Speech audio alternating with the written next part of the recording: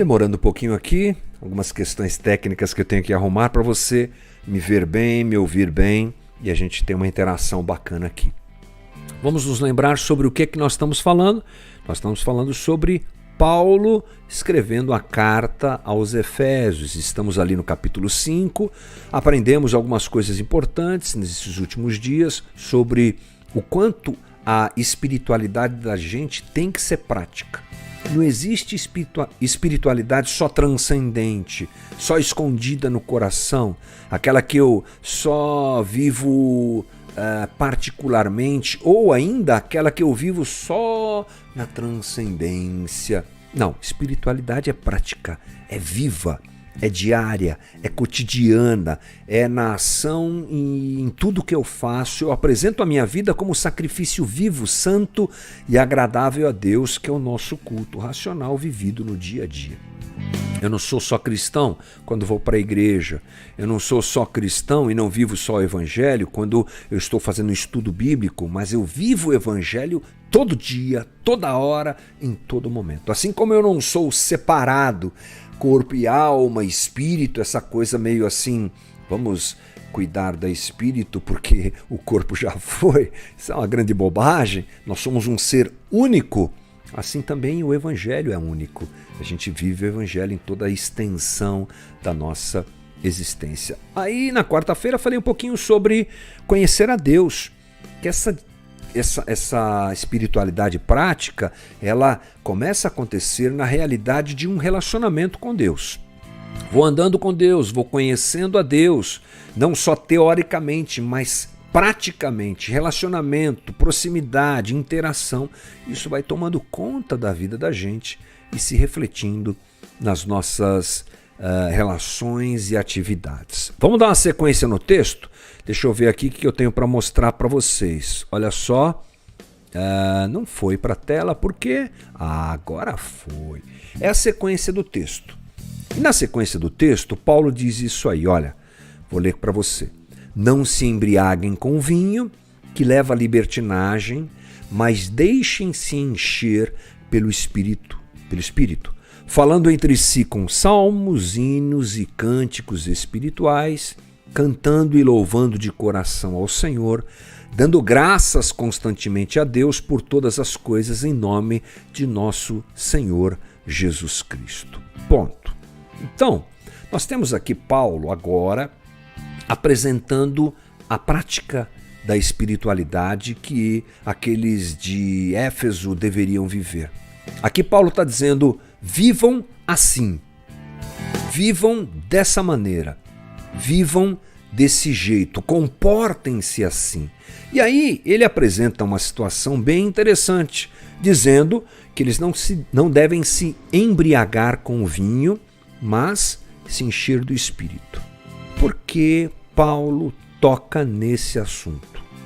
Por que Paulo fala da embriaguez com vinho? Gente, uma coisa importante se lembrar é que o Evangelho ele é vivo para a realidade que me cerca. Essa é uma realidade de 2000 anos atrás. Os de Éfeso, eles tinham motivos para tomar cuidado com isso, eu já vou explicar isso para você. Mas olha que interessante, o Evangelho de 2000 anos, ele é válido, ele é real e ele contempla a vida de quem está vivendo esse Evangelho na sua situação e no seu momento histórico. Isso é incrível. O Evangelho, ele serve para todos nós em todo tempo e em qualquer situação, nos ensinando a viver diante da sociedade em que a gente vive. Porque você há de convir comigo, o homem é o mesmo. Os problemas do homem são os mesmos. As deficiências do homem, o pecado que está no coração do homem, as buscas do homem são as mesmas. Esses irmãos lá em Éfeso tinham as mesmas necessidades que nós. Sim, nesse aspecto nada muda. O que muda é o ambiente. Hoje nós vivemos num tempo de rapidez.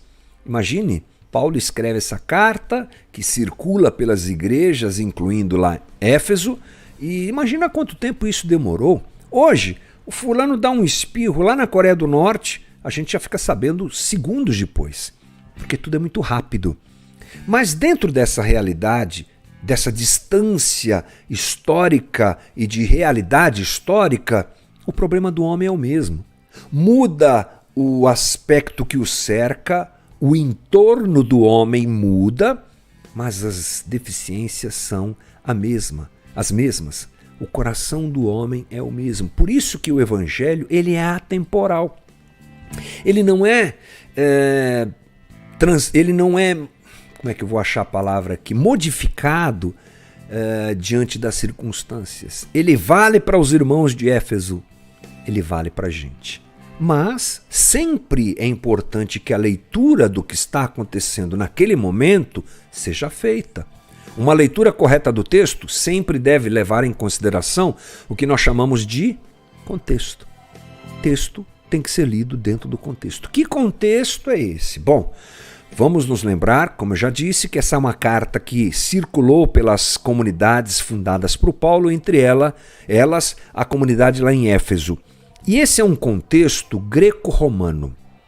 Ele está lidando com um problema moral e ético real. Tá? Isso aqui não é só porque ele ficou sabendo que uma pessoa da igreja tomou um copo de vinho a mais. Não é isso. Aqui o detalhe é o seguinte. Esse pessoal em Éfeso conhece uma divindade chamada, no nome romano, Baco, no nome grego, Dionísio. Que entidade é essa? É um deus pagão que domina aquela região. E todo mundo ali cultua Baco e cultua Dionísio, o mesmo deus. Bom, quando eles prestam culto a esse Baco, eles fazem isso através da embriaguez. Então, encher-se de divindade é encher-se de vinho. Adorar esse Deus é embriagar-se, você está entendendo? Interessante que as pessoas hoje elas bebem muito, né?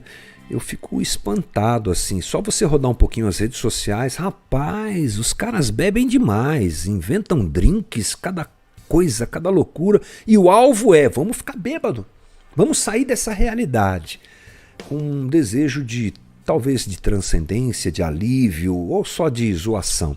Naquela época e naquele momento histórico, naquele lugar, naquela região, beber tinha um aspecto de adoração ao deus Baco. E mais, essas festas elas começavam com o consumo do vinho, mas elas terminavam em orgias.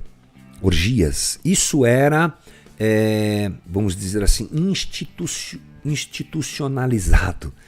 Era um caminho natural para quem era adorador de Dionísio ou de Baco. Então fazia parte da religião deles.